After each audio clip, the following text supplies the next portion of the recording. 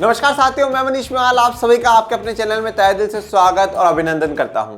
आज हम लोग पढ़ रहे हैं कक्षा 11 की राजनीति विज्ञान का अध्याय 3 चुनाव और प्रतिनिधित्व। आज है उसका लेक्चर नंबर 6। तो आइए जानते हैं कि आज के लेक्चर में हमें क्या क्या पढ़ना है। आज हम लोग चर्चा करेंगे चुनाव पर। चुनाव में चर्चा करेंगे स्वतंत्र और निष्पक्ष चुनाव, और फिर एक बहुत इंपॉर्टेंट टॉपिक आता है बहुमत, या जिसे हम लोग कहते हैं मेजोरिटी। ठीक है, ये मेजोरिटी क्या है, ये बहुमत क्या है, इसको विस्तार से और विस्तृत में समझेंगे। कितने प्रकार की बहुमत की चर्चा भारत का संविधान करता है। आपकी किताब में सिर्फ और सिर्फ विशेष बहुमत की चर्चा करी है। मैं आपको इतने बहुमत पढ़ाऊंगा कि आप जीवन में बहू लाना भूल जाओगे, मतलब शादी करना ही भूल जाओगे। ठीक है, मतलब सिर्फ और सिर्फ आपके जीवन में जो रग रग में आपके खून की हर बूंद में जो बसेगी वो क्या बसेगी, पॉलिटी बसेगी। ठीक है, चलिए शुरुआत करते हैं आज के चुनाव की। करिएगा, शादी आदि तो करिएगा, ऐसा मैं रोक नहीं लगा रहा हूँ। भारत का संविधान भी आपको अधिकार देता है, सभी को देता है। ठीक है, चलिए स्वतंत्र और निष्पक्ष चुनाव की बात करते हैं। जब आप सभी ये बात जानते हैं कि जो देश लोकतांत्रिक है, लोकतंत्र का कहीं ना कहीं हम लोगों ने जो अर्थ निकाला है वो निकाला है चुनाव,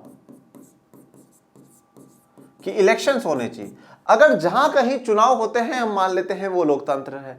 इसलिए चुनावों को क्या कहा गया है, लोकतंत्र का प्राण कहा गया है, या लाइफ ऑफ डेमोक्रेसी अगर किसी को कहा गया है तो इलेक्शन को कहा गया है, कि इलेक्शन में ही क्या है कि लोकतंत्र की जान बसती है, प्राण बसती है। और बात सही भी है, कहीं उसमें गलत भी नहीं है। आधी से ज्यादा जनता को लोकतंत्र का अर्थ नहीं पता, और हमारे देश की बात नहीं, काफी देशों में नहीं पता। उनको ये नहीं पता डेमोक्रेसी होती क्या है, लोकतंत्र क्या है। बस वो क्या जानते हैं कि चुनाव सब कुछ है।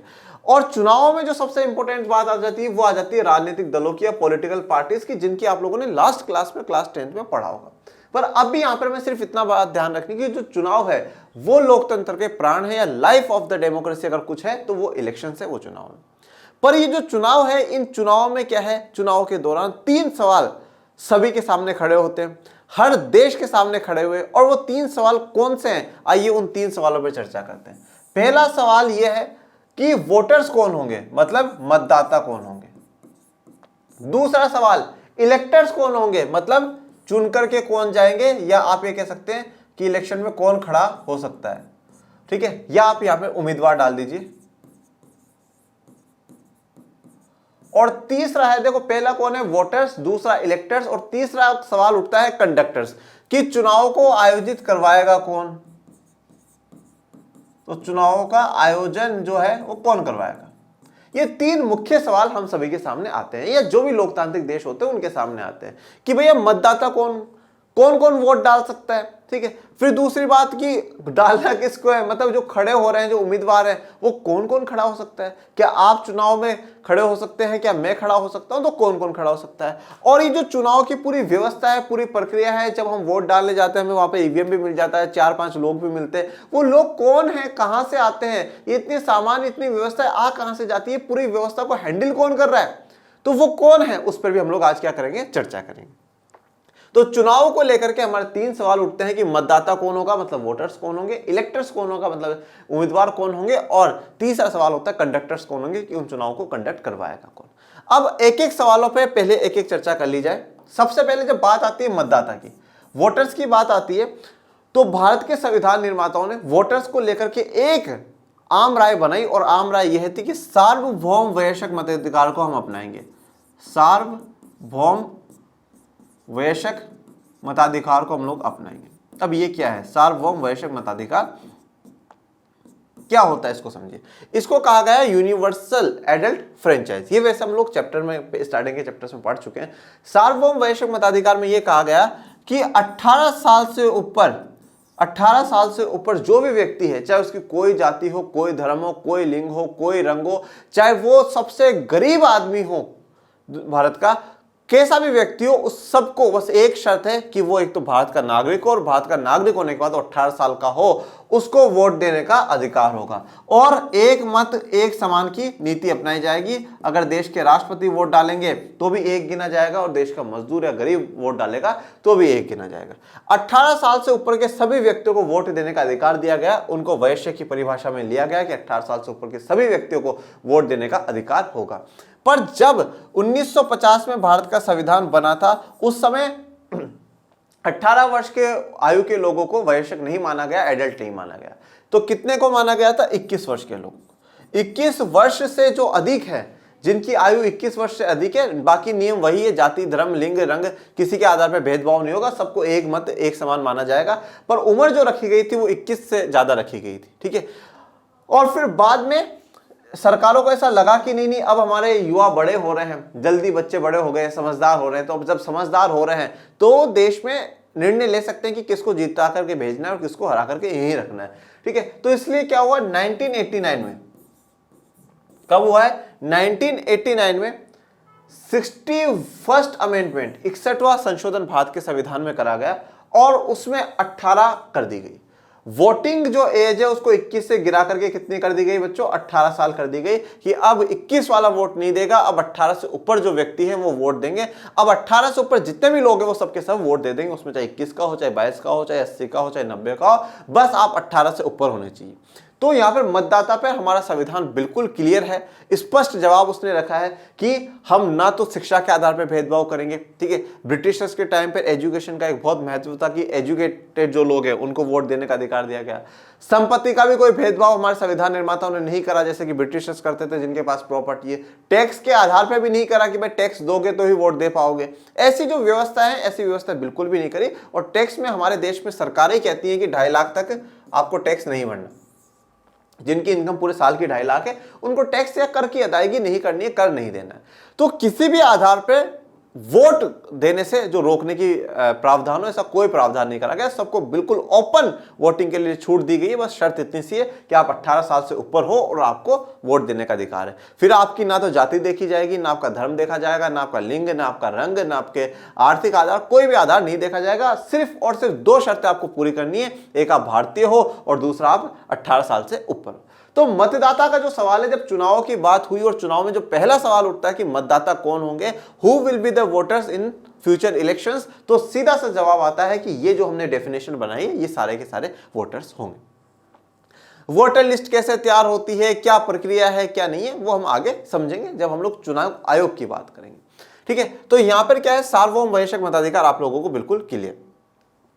अब दूसरी बात आई, उम्मीदवार कौन होगा, वोट करेगी किसको जनता। तो देखिए उम्मीदवारों के लिए, उम्मीदवार से पहले आप चुनाव आयोजन को समझिए। चुनाव आयोजन को समझिए, अगर आप समझ जाएंगे तो बहुत बेहतरीन होगा। चुनाव आयोजन का कि भाई चुनाव कराएगा कौन। अगर हमने सरकारों को ये जिम्मेदारी दे दी कि चुनाव कराओ, तो सरकारें तो क्या करेंगी, जिस पार्टी की सरकार है वो अपनी पार्टी के लोगों को फेवर कर देगी, चाहे वो केंद्र में हो चाहे वो राज्य में हो, तो थोड़ा सा मामला गड़बड़ है, ऐसा नहीं करेंगे। इसलिए क्या करो, बिल्कुल आजाद और फ्री जो संस्था है वो संस्था अपना दीजिए। फ्री का मतलब यहाँ पर ऐसा है कि जो 1 रुपया भी नहीं लेगी, ऐसी संस्था नहीं, मतलब जो किसी के दबाव में नहीं हो, स्वतंत्र जो संस्था है वो बननी चाहिए। तो भारत के संविधान में आप आर्टिकल 324 से लेके बेटा आर्टिकल 329 तक जो प्रावधान करे गए हैं वो चुनाव के प्रावधान करे गए हैं कि चुनाव कैसे होंगे, क्या होगा, सारी व्यवस्था है। तो उसमें आर्टिकल 324 में एक संस्था की स्थापना करी गई है जिसको हम लोग कहते हैं निर्वाचन आयोग, या उसे कहा जाता है भारतीय निर्वाचन आयोग, या उसे कहा जाता है इलेक्शन कमीशन, ठीक है। क्या कहा जाता है, इलेक्शन कमीशन, कि उसकी मुख्य जिम्मेदारी है इलेक्शन कराने की, चुनाव कराने की उसकी मुख्य जिम्मेदारी। चुनाव अब इतने सारे होते हैं, कौन कौन से कराएगा ये निर्वाचन आयोग, तो उस समय जितने भी चुनाव थे सभी के सभी इन्हीं की जिम्मेदारी थी। जैसे कि सबसे ऊपर जो है वो है राष्ट्रपति साहब, तो राष्ट्रपति के चुनाव कौन कराएगा, बोले निर्वाचन आयोग। उसके बाद बोले उपराष्ट्रपति, उपराष्ट्रपति के बोले निर्वाचन आयोग। लोकसभा के चुनाव कौन कराएगा, बोले निर्वाचन आयोग। ओके, राज्यसभा के चुनाव कौन कराएगा, बोले निर्वाचन आयोग। ओके, और राज्यों की जो विधानसभा है उनके चुनाव कौन करवाएगा, बोले निर्वाचन आयोग। और विधान परिषद के चुनाव कौन करवाएगा, जिन 6-7 राज्यों में विधान परिषद है, अब तो सिर्फ 6 राज्यों में ही बच्चों, तो उन विधान परिषद के कौन चुनाव करवाएगा, तो बोले निर्वाचन आयोग। क्योंकि उस समय तक पंचायती राज या स्थानीय शासन व्यवस्था तो थी नहीं, तो बोले देश में जितने भी चुनाव हैं उन सभी चुनाव के लिए एक संवैधानिक और स्वतंत्र संस्था स्थापित करी जाती है जिसका नाम क्या है, भारतीय निर्वाचन आयोग, इंडियन इलेक्शन कमीशन जिसे हम लोग कहते हैं। तो उनको 6 चुनावों की जिम्मेदारी दी गई, राष्ट्रपति, उपराष्ट्रपति, लोकसभा, राज्यसभा, विधानसभा और विधान परिषद के जो चुनाव कराने की जिम्मेदारी है वो किसकी है, भारतीय निर्वाचन आयोग की है। अब यहां पर एक थोड़ा सा एक्स्ट्रा डोज भी आप लेते हुए जाइए, समझते हुए जाइए। 1992 में जब 73वां और 74वां संविधान संशोधन होता है और उसमें पंचायती राज और स्थानीय शासन व्यवस्था की व्यवस्था करी जाती है कि हाँ भाई अब शहरों में और तीसरे स्तर की सरकारों में भी क्या होंगे, चुनाव होंगे। तो उसके लिए क्या है, एक नया आयोग बनाया गया जिसको कहा जाता है राज्य निर्वाचन आयोग। राज्य निर्वाचन आयोग, स्टेट इलेक्शन कमीशन, जिसे क्या कहा जाता है, स्टेट इलेक्शन कमीशन। कि जब अगर आपके पास कभी एमसीक्यू में सवाल आए और आपसे ये पूछ लिया जाए कि राज्य की जो विधानसभा है उसके चुनाव कौन करवाता है, भारतीय निर्वाचन आयोग या राज्य निर्वाचन आयोग, तो अब काफी बच्चे ये सोच करके राज्य निर्वाचन आयोग करेंगे कि यहां पर भी राज्य और वहां पर भी राज्य। राज्य की विधानसभा, तो राज्य की विधानसभा के चुनाव कौन कराएंगे, राज्य निर्वाचन आयोग। तो बच्चों वो गलत हो जाएगा।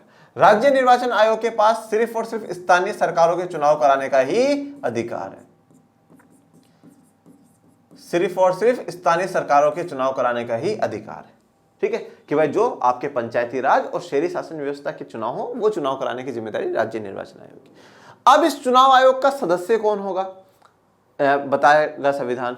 इस चुनाव आयोग को कौन अपॉइंट करेगा, तो वो राष्ट्रपति साहब की जिम्मेदारी है, वो अपॉइंट करेंगे। चुनाव आयोग में कौन कौन सदस्य बनेंगे, ठीक है, यहाँ चुनाव आयोजन है तो कौन करा रहा है, तो चुनाव निर्वाचन आयोग कराएगा, जैसे भारतीय निर्वाचन आयोग है। तो इस निर्वाचन आयोग के कौन कौन सदस्य होंगे, ये सारी बातें जो हम लोग करेंगे ये हम लोग नेक्स्ट लेक्चर में करेंगे, जिसमें हम लोग चुनाव आयोग की, निर्वाचन आयोग जिसे हम लोग कह रहे हैं, हम उसकी पूरी विस्तार से और विस्तृत में बहुत अच्छे से चर्चा करने वाले हैं। ठीक है, तो ये हमारा नेक्स्ट लेक्चर के लिए टॉपिक छोड़ दीजिए, निर्वाचन आयोग कि चुनाव आयोजन पर। यहां पर आपकी जो 3 सवाल उठते हैं कि मतदाता कौन होगा, उम्मीदवार कौन होगा और चुनाव का आयोजन कौन करवाएगा। तो मतदाता का आपको पता चल गया कि कौन हो सकता है, और चुनाव कराने वाली संस्था कौन होगी वो भी आपको पता चल गया।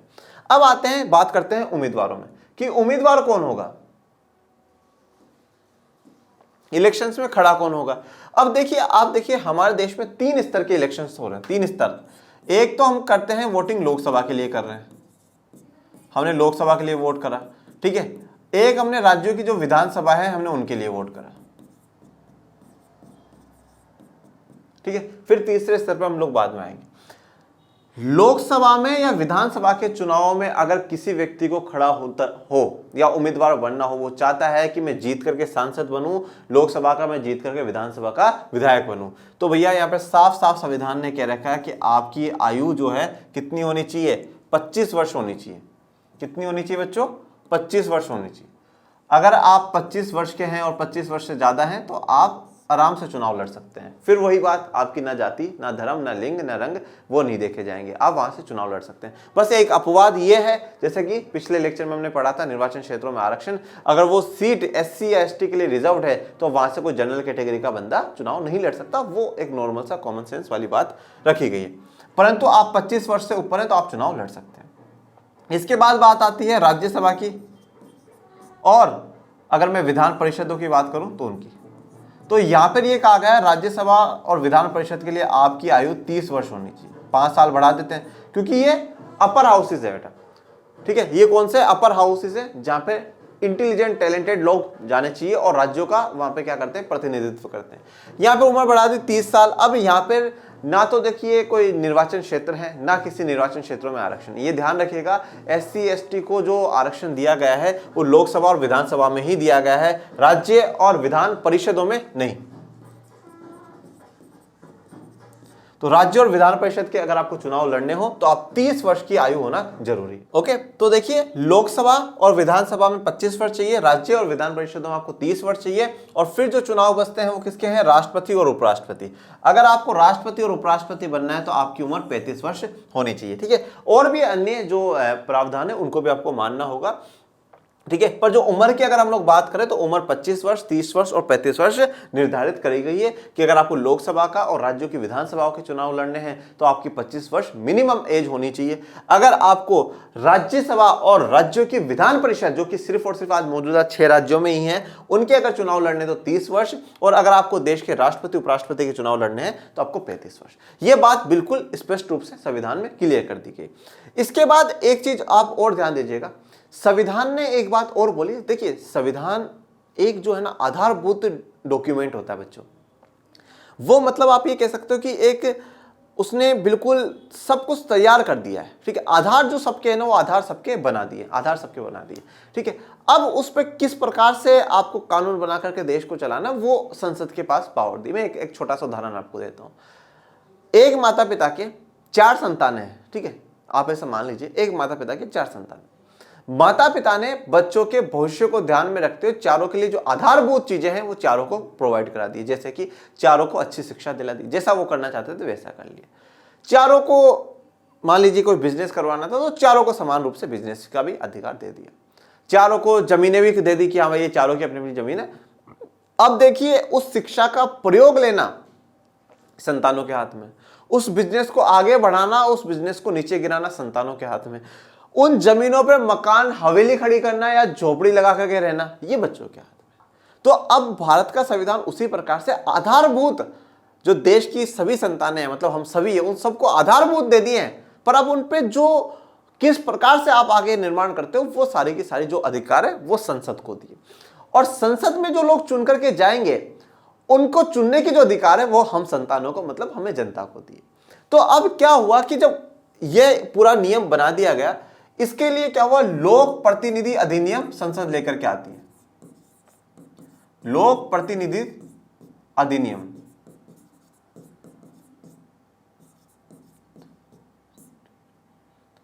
प्रतिनिधित्व कर लीजिएगा बेटा, लोक प्रतिनिधित्व अधिनियम, या इसे हम इंग्लिश में कहते हैं पीपल्स रिप्रेजेंटेटिव एक्ट, ठीक है, पीपल्स रिप्रेजेंटेटिव एक्ट। और ये कौन से वर्ष में आया, 1951 में आया। और इसको जो रिप्रेजेंट करने वाले होते हैं उस समय के कानून मंत्री डॉक्टर बाबा साहब अंबेडकर होते हैं।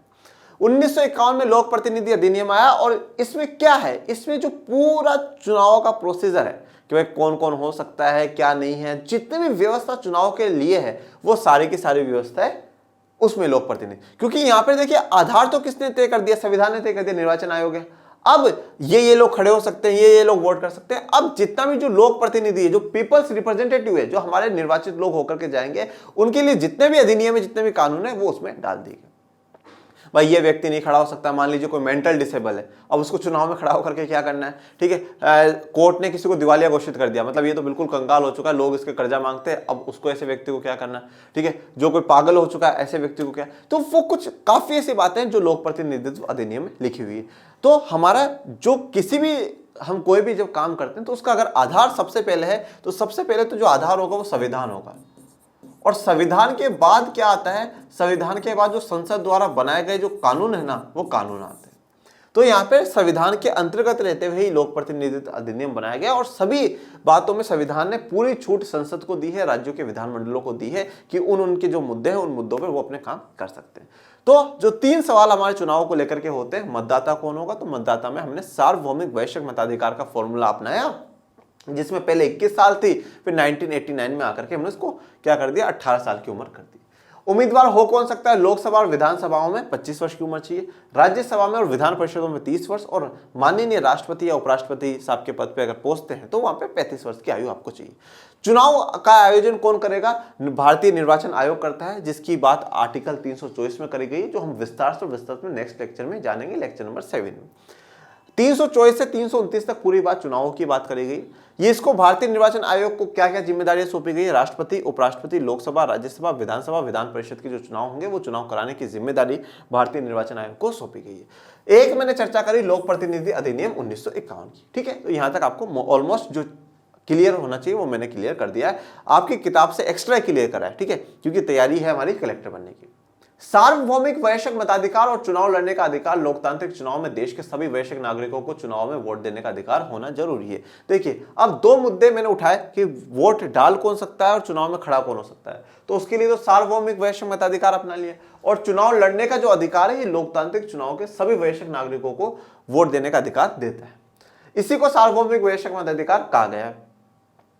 1989 तक 21 वर्ष से ऊपर के भारतीय नागरिकों को वैश्विक भारतीय माना जाता था, पर 1989 में संविधान के एक संशोधन, कौन सा संशोधन है बेटा, ये 61वां संशोधन था, जिस संशोधन के तहत 21 वर्ष से उम्र घटा करके कितनी कर दी गई, 18 वर्ष कर दी गई। राजीव गांधी जी की सरकार थी, राजीव गांधी जी को लगा कि क्या है बच्चे बड़े हो चुके हैं तो अब वोट डाल सकते हैं, तो उनकी उम्र थोड़ी कम कर दी जाए, 18 साल में वोटिंग दे दी जाए। किसी भी चुनाव प्रणाली की कसौटी यह है कि वह एक स्वतंत्र और निष्पक्ष चुनाव प्रक्रिया सुनिश्चित कर सके। तो हम कोई भी जो चुनाव प्रणाली है उसकी कसौटी, मतलब अगर उससे हमें मेजर करना है कि वो सही है या गलत है, तो उसके लिए क्या एक स्वतंत्र और निष्पक्ष चुनाव प्रक्रिया होनी चाहिए। स्वतंत्र और निष्पक्ष चुनाव प्रक्रिया का अर्थ यह होता है कि बिल्कुल साफ सुथरी चुनाव प्रक्रिया, जिन जिन के लिए संविधान ने लिखा है कि इनको वोट देने का अधिकार है, सबको वोट का राइट मिले, सब वोट दे सके। संविधान ने बोला ये व्यक्ति खड़े हो सकते हैं, तो सभी व्यक्ति खड़े हो सके, किसी के साथ कोई पैसे के आधार पे, जाति के आधार पे, धर्म के आधार पे कोई भेदभाव नहीं होना चाहिए, सभी को चुनाव में खड़ा होना चाहिए। किसी के साथ कोई चीटिंग नहीं होनी चाहिए कि वो ज्यादा दबंग व्यक्ति है तो वो गलती से अपने ज्यादा वोट डलवा दे, जिता दे, ऐसा नहीं होना चाहिए। और जो करवाने वाली संस्था होगी वो स्वतंत्र होगी, वो आजाद होगी, वो संविधान में लिखी हुई है, जिसे हम भारतीय निर्वाचन आयोग कह रहे हैं। तो एक प्रक्रिया होना बहुत जरूरी है। यदि हम लोकतंत्र को एक जमीनी हकीकत बनाना चाहते हैं तो यह जरूरी है कि चुनाव प्रणाली निष्पक्ष और पारदर्शी हो। अगर लोकतंत्र को हम एक जमीनी हकीकत बनाना चाहते हैं, हम चाहते हैं कि लोकतंत्र सच में एक हमें ग्राउंड लेवल पर भी हमें लोकतंत्र नजर आए, तो जरूरी है कि जो चुनाव प्रणाली हो कैसी हो, निष्पक्ष हो और बिल्कुल पारदर्शी हो। पारदर्शी का मतलब क्या होता है? ट्रांसपेरेंट होता है, मतलब कोई घोटाला नहीं हो, हर चीज बिल्कुल साफ सुथरी होनी चाहिए, लोगों को साफ नजर आनी चाहिए। पारदर्शी जैसे उसका अर्थ ये होता है बेटा, जैसे कि फॉर एग्जांपल आप एक पानी का गिलास लीजिएगा, पानी का गिलास आप जो कांच का आता है वो लीजिएगा। कांच का जब आप गिलास लेते हो तो आपको इस साइड से उस साइड का भी दिखता है और उस साइड से इस साइड का भी दिखता है, वो बिल्कुल पारदर्शी, बिल्कुल आपको क्लियर विजन उसका दिखता है। तो यहाँ पे जो चुनाव में पारदर्शी का अर्थ ये नहीं कि आप गिलास लेकर के बैठ जाओ, यहाँ पे इसका अर्थ ये है कि चुनाव में पूरी पारदर्शिता होनी चाहिए, कोई घोटाला, कोई चीटिंगबाजी ना मिले आपको।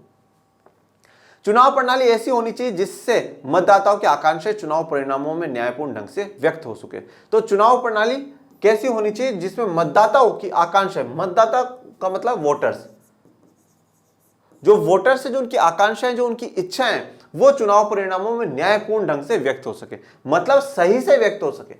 मतलब जितने भी मतदाता हैं वो अपनी इच्छाओं को सही से व्यक्त कर सके, मतलब एक तो सभी को अपने वोट देने का अधिकार मिले और सभी व्यक्तियों को अपनी बात, अपने विचार रखने का भी पूरी छूट मिलनी चाहिए, और जब चुनाव के परिणाम आए तो उनमें न्यायपूर्ण ढंग से उनकी बातों को व्यक्त हो सके।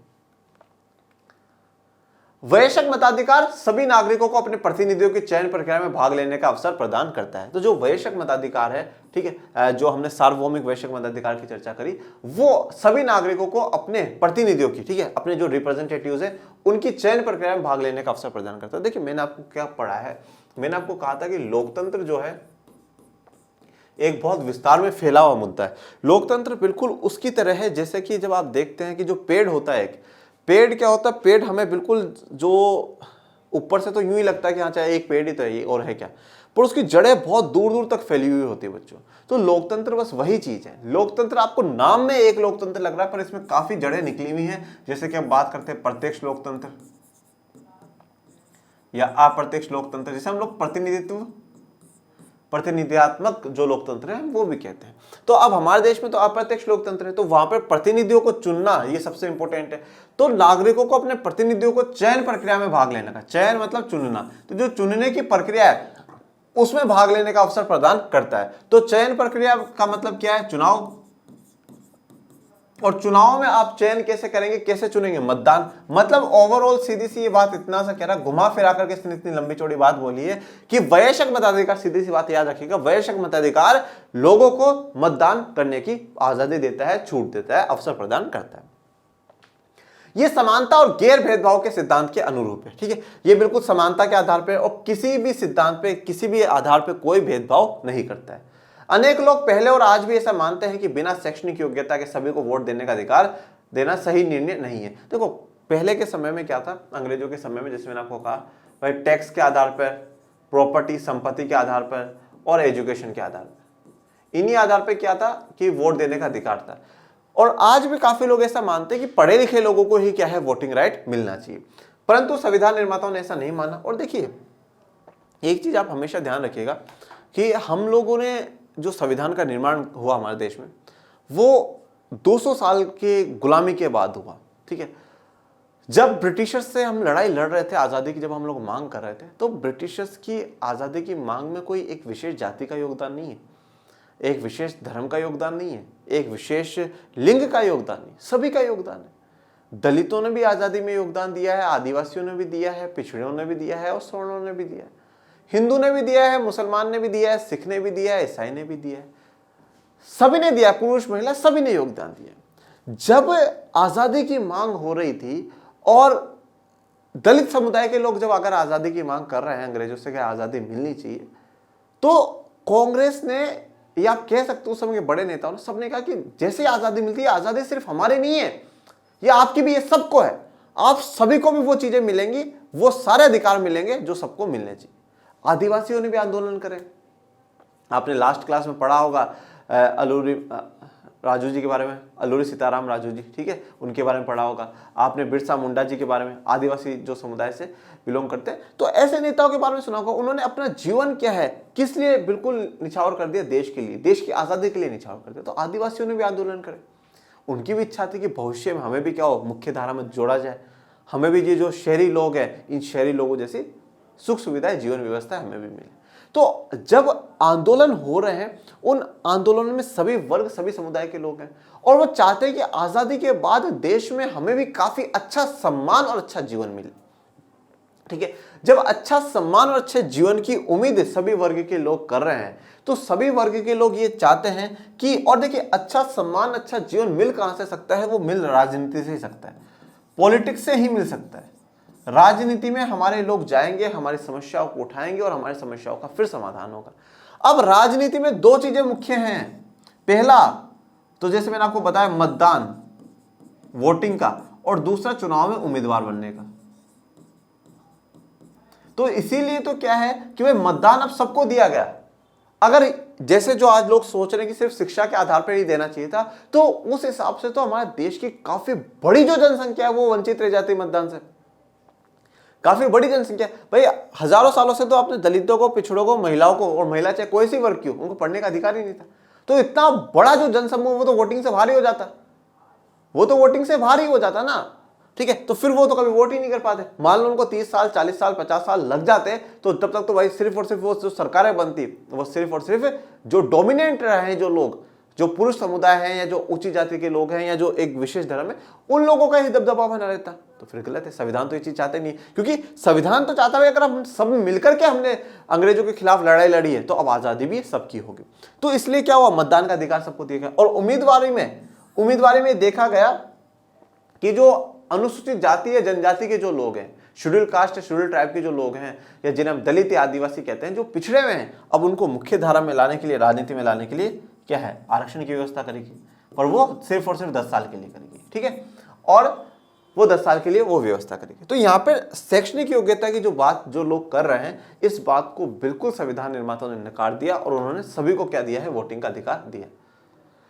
लेकिन हमारे संविधान निर्माताओं को सभी नागरिकों की योग्यता और महत्व में समान रूप से विश्वास था कि वे समाज, देश और अपने निर्वाचन क्षेत्र के हित में निर्णय ले सकते हैं।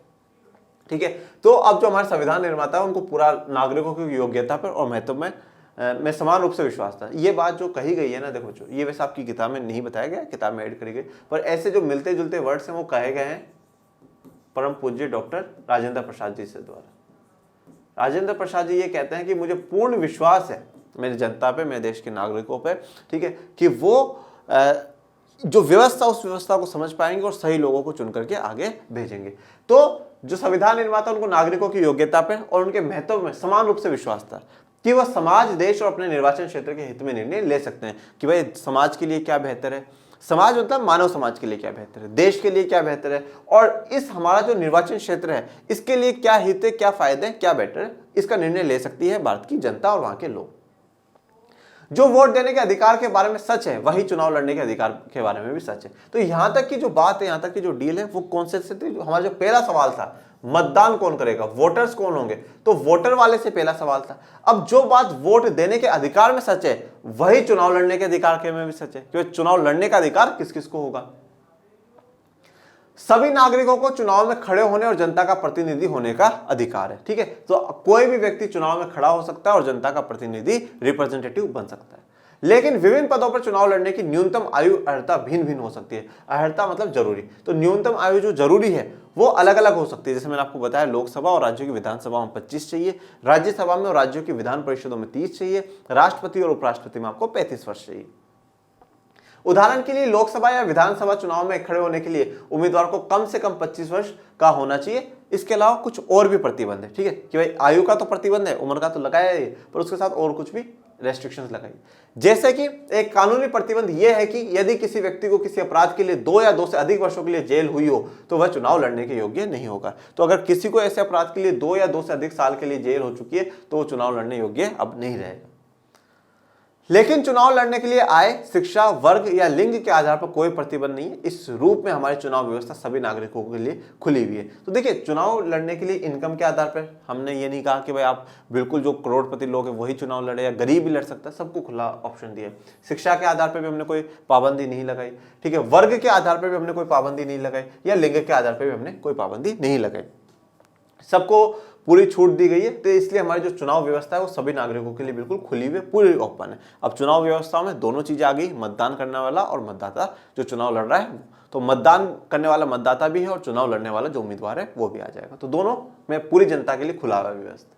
चलिए अब बात करेंगे बहुमत की, या जिसे हम लोग कहते हैं मेजोरिटी। आपकी किताब में एक बॉक्स में लिख रखा है विशेष बहुमत, ठीक है, पर हम सिर्फ और सिर्फ विशेष बहुमत की नहीं, मैं आपको और भी अन्य प्रकार के बहुमत बताऊंगा।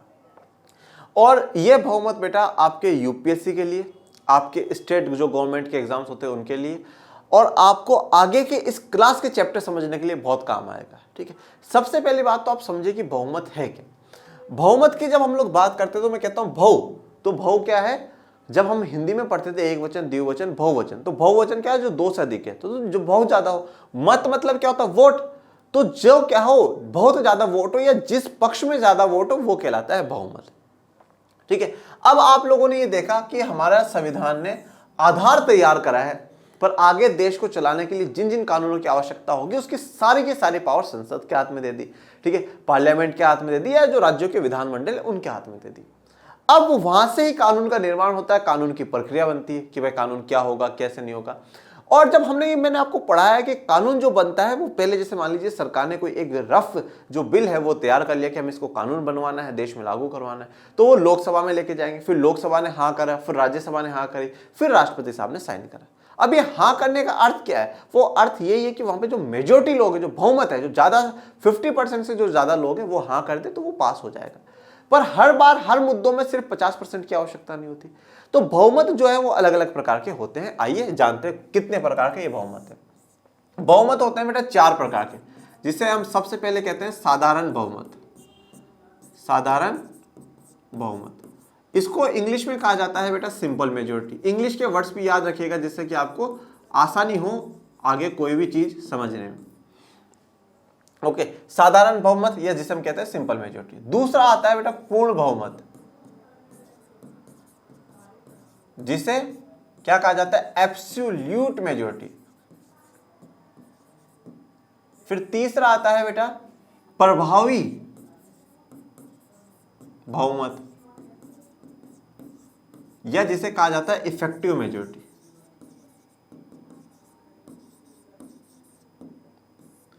और फिर लास्ट आता है बेटा विशेष बहुमत, जिसकी चर्चा आपकी किताब में करी हुई। यह है बेटा, इसको हम कहते हैं स्पेशल मेजोरिटी। ओके, तो 4 प्रकार के बहुमत संविधान में चर्चा होती है, साधारण बहुमत, पूर्ण बहुमत, प्रभावी बहुमत और विशेष बहुमत। अब सबसे पहले एक को यहां समझ लेते हैं और फिर आगे की स्लाइड्स पे चलेंगे। तो साधारण बहुमत में इसमें यह कहा गया है कि 50% से ज्यादा, अब 50% से ज्यादा किसका, 50% से ज्यादा, ठीक है, तो कहा गया कि 50% से ज्यादा किसका, उपस्थित एवं मत। अब ये क्या है मतलब, देखिए प्रेजेंट कितने हैं और उनमें से वोटिंग कितने करते हैं वो। तो देखिए एक अपन एग्जांपल लेते हैं, भाई लोकसभा है हमारी, लोकसभा में टोटल मेंबर्स कितने हैं, 545। कितने हैं, 545। ये 545 कुल है। अब मान लीजिए इन 545 में से कुछ सीटें क्या है, खाली है, ठीक है, या आप इन्हें कह सकते हैं वैकेंट है, या रिक्त, जो हम कहते हैं वो सीटें रिक्त है। मतलब इसका रिक्त का मतलब ये हो गया कि मान लीजिए किसी व्यक्ति की डेथ हो गई, अभी तक उस पर चुनाव होकर के कोई व्यक्ति जीत करके नहीं आया, किसी व्यक्ति ने इस्तीफा दे दिया, उस पर वो सीट खाली पड़ी है, तो ऐसा मान लेते हैं। तो मैं मान लेता हूं कि 5 सीटें खाली है, तो 545 माइनस 5 कितनी बची, 540। ओके, मान लीजिए जिस दिन बिल पास हो रहा है उस दिन कुछ लोग एब्सेंट भी हो सकते हैं, जैसे कि आप लोग स्कूल में अपने टेस्ट वाले दिन एब्सेंट हो जाते हैं, ये वाले छोड़ो कौन देगा टेस्ट, ठीक है। मान लीजिए 10 लोग एब्सेंट हैं, तो 540 माइनस 10 530, ठीक है, 530। अब प्रेजेंट कितने हैं, मतलब उपस्थित कितने हैं, 530 लोग हैं। उपस्थित कितने हैं, 530। पर यहां पे बोला उपस्थित एवं मत, पर वोटिंग कितनों ने करी है। अब जब वोटिंग की आई तो 30 लोगों ने क्या कर दिया, बॉयकॉट कर दिया। आपने बहुत सी बार सुना होगा बॉयकॉट का मतलब होता है जो विपक्ष वाले होते हैं वो खुश नहीं है, नहीं नहीं हम तो वोट करेंगे नहीं, हटो हटो, हम तो छोड़ करके जा रहे हैं, वो छोड़ करके चले जाते हैं। ठीक है, तो कितने बचे? 500। तो यहां पर संविधान ने यह कहा है कि 50% से ज्यादा होने चाहिए कौन से उपस्थित है मत, जो वोटिंग कर रहे हैं वो कितने, वो 50% से ज्यादा। तो अब आपके पास 500 है, तो 500 का आप 50% जब निकालेंगे बच्चों तो कितना आएगा? 250। और 250 और चाहे एक ही ज्यादा हो तो आप इसमें हमेशा एक ऐड करके चले तो कितना? 251। तो अगर अब देखिए कौन सा कानून कौन सी बहुमत से पास होगा वो संविधान में लिखा हुआ है। ठीक है, तो अभी हम ये चर्चा नहीं करेंगे कि कौन सा कानून कौन से। अब अगर किसी कानून को बनाना है और उस कानून के लिए साफ साफ लिखा हुआ साधारण बहुमत, मतलब वहां पे वो कानून इस प्रक्रिया से बनेगा। ओके, वहां पे आपके 251 लोग हाँ बोलने चाहिए, फिर ये सीन आपको राज्यसभा में देखने को मिलेगा, फिर राष्ट्रपति साहब साइन कर देंगे। फिर आते हैं पूर्ण बहुमत, या जिसे हम लोग कहते हैं एब्सोल्यूट मेजोरिटी। इस पूर्ण बहुमत से बनती है सरकार। इसमें यह कहा गया है कि 50% से ज्यादा, 50% से ज्यादा कितना? कुल संख्या का 50% से ज्यादा। अब कुल संख्या कितनी है भैया? 545, और इसका 50% से ज्यादा मैं मान लेता हूं +1 कर लेता हूं। तो इसका जब आप कैलकुलेशन करोगे तो बेटा अप्रोक्सीमेट 274 या 275 आएगा। तो क्या कहा गया? पूर्ण बहुमत कितने पे है? 274। इसी पर आपकी सरकारें बनती, 272, 273, 274, इसके आसपास ये रिजल्ट आएगा। तो 274 आपका क्या है? पूर्ण बहुमत है। इसे कहा जाएगा एब्सोल्यूट मेजॉरिटी। जो सरकारें बनेगी वो पूर्ण बहुमत पर ही बनती है। अब आ जाइए प्रभावी बहुमत की चर्चा कर लेते हैं। प्रभावी बहुमत का मतलब क्या है? प्रभावी बहुमत का मतलब यह है कि आपकी जो कुल संख्या है, आपके सदन की कुल संख्या, उसमें से आप रिक्त जो स्थान है उनको खाली कर दीजिए, माइनस कर दीजिए। तो अपन ने रिक्त कितने माने बच्चों? 545 में से 5 खाली है, अब 540। तो ये कहा गया है कि इसका 50% से ज्यादा। ठीक है, तो प्रभावी बहुमत में क्या कहा गया है? 50% से ज्यादा किसका? प्रभावी उपस्थिति का। प्रभावी उपस्थिति का। अब प्रभावी जो है, इफेक्टिव जो लोग हैं वो तो 540 है, अब छुट्टी ले ली, बॉयकॉट कर दिया, उससे मतलब नहीं है। 540 का 50% से ज्यादा होना चाहिए। तो अब जब आप इसको करेंगे तो 270 और प्लस आप इसमें एक को ऐड और कर लीजिए, 271 आ जाएगा। ठीक है, तो ये हो जाएगा प्रभावी बहुमत। अब हम लोग बात करते हैं विशेष बहुमत की। बेटा विशेष बहुमत विशेष कंडीशन पे लगाया जाएगा, और ये विशेष बहुमत जो है वो 3 जगह संविधान प्रयोग करता है। पहला, भारत के संविधान का जो अनुच्छेद 61 है उसमें। अनुच्छेद 61 किसके लिए है बेटा? राष्ट्रपति का महाभियोग के लिए, इंपीचमेंट फॉर द प्रेसिडेंट। ठीक है, अब राष्ट्रपति को हटाना इतना आसान नहीं है कि हाँ ठीक है मजाक में हटा दिया, नहीं। राष्ट्रपति को हटाने के लिए एक पूरी गजब की प्रक्रिया, उस प्रक्रिया को आपको फॉलो करना होगा, जिसे हम लोग क्या कहते हैं? महाभियोग कहते हैं। वो आर्टिकल 61 में कही गई। तो उसमें कहा गया 2/3। देखिए अभी तक समय 50% चल रहा था, मतलब 1/2 चल रहा था, अब यहाँ पे 2/3 आ गया। 2/3 गुणा कुल संख्या, कुल संख्या का 2/3 से ज्यादा होना चाहिए। तो ये ज्यादा तो आप सभी जगह लगा लीजिएगा, चाहे एक ही ज्यादा हो। अब कुल संख्या कितनी है? 545। तो आओ 545 का कैलकुलेशन हम लोग करें।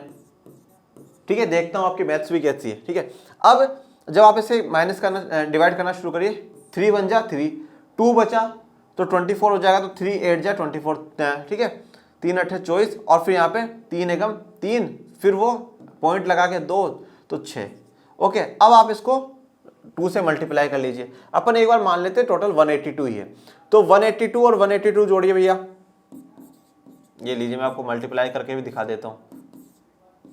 तो 364, तो मैं एक राउंड फिगर में अपन मान लेते हैं 364 आएगा।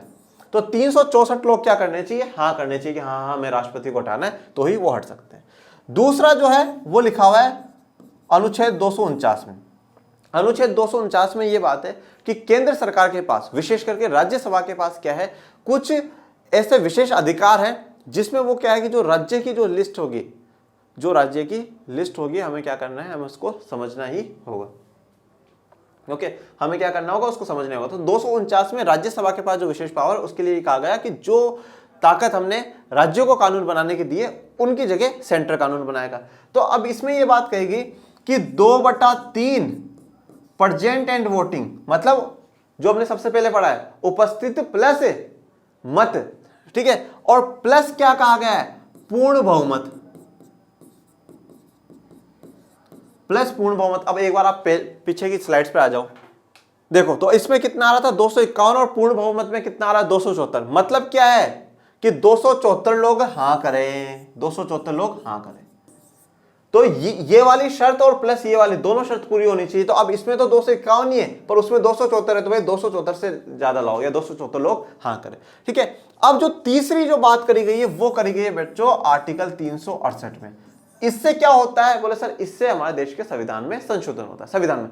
इससे आप राष्ट्रपति को हटा सकते हो, इससे जो राज्य की जो मुद्दे हैं उन पे केंद्र या देश की संसद का रूल बना सकती है, और यह है देश के संविधान संशोधन के लिए कि अगर देश का संविधान उसमें संशोधन करना है तो उसके लिए। तो अब उसको मैं आपको यहां पे समझाता हूं। उसमें 2/3 प्रेजेंट एंड वोटिंग प्लस पूर्ण बहुमत, वही वाला सा सीन है यहां पर आपको है, ओके। और एक और इसमें कंडीशन जोड़ी गई, एक ये कुछ विशेष पे और ये कुछ अलग मुद्दों पे, जिसमें 2/3 प्रेजेंट एंड वोटिंग प्लस पूर्ण बहुमत, ओके। यहां तक तो आपको करवाना ही है, ठीक है। ये तो संसद की जो बात है वो, अगर कोई ऐसा नियम जो कि क्या हो, राज्य की सरकारों को भी प्रभावित करता हो, केंद्र और राज्य के संबंधों को प्रभावित करता हो, तो उसमें आपको क्या करवाना होगा, कुल राज्यों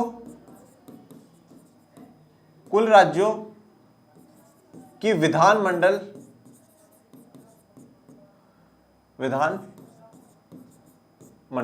तो जो कुल राज्य हैं, आज हमारे कुल राज्य कितने हैं 28, उन कुल राज्य जितने हैं उनकी विधानमंडल कम से कम 50% विधानमंडल हाँ बोले। मतलब 28 राज्य हैं, 28 में विधानमंडल मतलब विधानसभाएं, परिषद आप एक बार हटा दीजिए, विधानसभाएं जो 28 जो हैं उनमें से कम 14, तो 14 तो आधी हो गई, तो आधी से ज्यादा, तो कम से कम 15 जो विधानसभाएं हैं वो क्या बोले कि हाँ हाँ कर दो चेंज। और इन विधानसभाओं में कैसे होगा, विधानसभाओं में जो चेंज होगा वो साधारण बहुमत से होगा। विधानसभाओं में जो लगेगा यहां पर वो साधारण बहुमत लगेगा। मतलब क्या है कि आपको पहले संसद से पारित करवाना होगा और आपको देश की जो राज्य की जो विधानसभा है या विधानमंडल है आपको उनसे भी पारित करवाना होगा। ये कब कब हुआ है, जैसा कि मैं आपको बताता हूं, ये वाला जैसा कि जब पंचायती राज आया तब ये चीज हुई, क्योंकि पंचायती राज स्थानीय शासन व्यवस्था ये लागू तो राज्यों को ही करनी है, तो उनसे तो पूछो भाई करवाए या नहीं करवाए। जीएसटी की जब नीति आई तब भी यही हुआ है, ठीक है, क्योंकि संशोधन करा गया है, बदलाव करा गया है। तो इस प्रकार से 4 प्रकार के जो बहुमत है वो होते हैं, साधारण बहुमत, पूर्ण बहुमत, प्रभावी बहुमत और विशेष बहुमत। मैंने आपको चारों बहुत अच्छे से और आसान भाषा में मैंने आप लोगों को क्या कर दी है, एक्सप्लेन कर दी है। मैं उम्मीद करता हूं आप सभी को समझ में आए होंगे, और आप मुझे अब कमेंट बॉक्स में ये बताइएगा कि सर सबसे बढ़िया बहुमत कौन सा है, ठीक है। ये वाला बहुमत है, बहुत ईजी सिंपल सा तरीका है। और मुझे एक चीज और बताइएगा आज आप कमेंट बॉक्स में, भारत के संविधान में इतने प्रकार के बहुमत क्यों, वाई, इतना बहुमत देने की जरूरत क्या, एक बहुमत डाल देते, तो इतने प्रकार के बहुमत क्यों डाले गए। अभी आपने पढ़ रखा है, चैप्टर 1 में पढ़ रखा है, ठीक है। तो आप मुझे बताइएगा और पढ़ते रहिए, आगे बढ़ते रहिए। मिलेंगे नेक्स्ट लेक्चर में, तब तक के लिए थैंक यू सो मच। जय हिंद, जय भारत।